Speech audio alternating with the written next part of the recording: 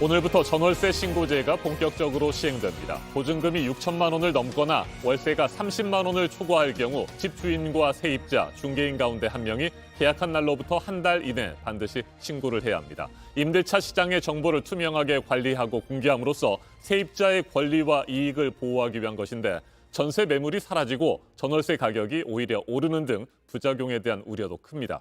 네, 이 전월세 신고제로 임대차 3법이 모두 시행이 되게 됐는데 임차인에게 도움이 되게 하겠다는 법의 취지와는 다른 현상들이 현장에서 일어나고 있다는 건데요. 첫 소식으로 정원석 기자가 보도합니다.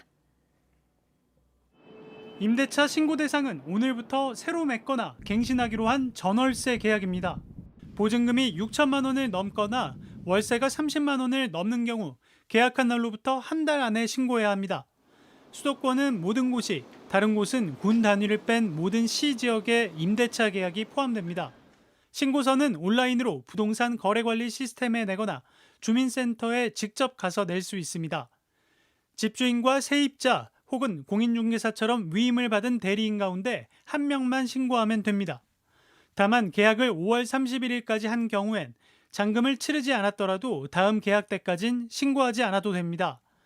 신고를 안 하거나 속였을 땐 최대 100만 원의 과태료가 부과될 수 있지만 내년 5월까지 1년간은 과태료를 물리지 않습니다. 정부는 11월쯤부터 전월세 신고 정보를 개인정보가 드러나지 않는 선에서 공개하는 방안도 추진하고 있습니다. 지역별 임대료 증감률 등이 대표적인데 전셋값 안정에 도움이 될 것으로 기대합니다. 세입자들이 적절한 임대료가 어느 정도인지 알 수 있다는 겁니다. 집주인이 들어와 살겠다는 바람에 갱신 청구권을 못 쓰고 나간 세입자의 권리도 강화합니다. 실제 집주인이 사는지 다른 세입자를 들였는지 알 수도 있습니다. 세입자가 온라인으로 살던 집의 확정일자를 검색할 수 있도록 하는 방안 등이 거론됩니다. 정부에선 조세 자료로 활용하지 않겠다고 했지만 임대료 소득이 노출되는 걸 꺼리는 분위기도 있습니다. 이 때문에 지난해처럼 오히려 전월세값 불안을 불러올 수 있다는 우려도 나옵니다.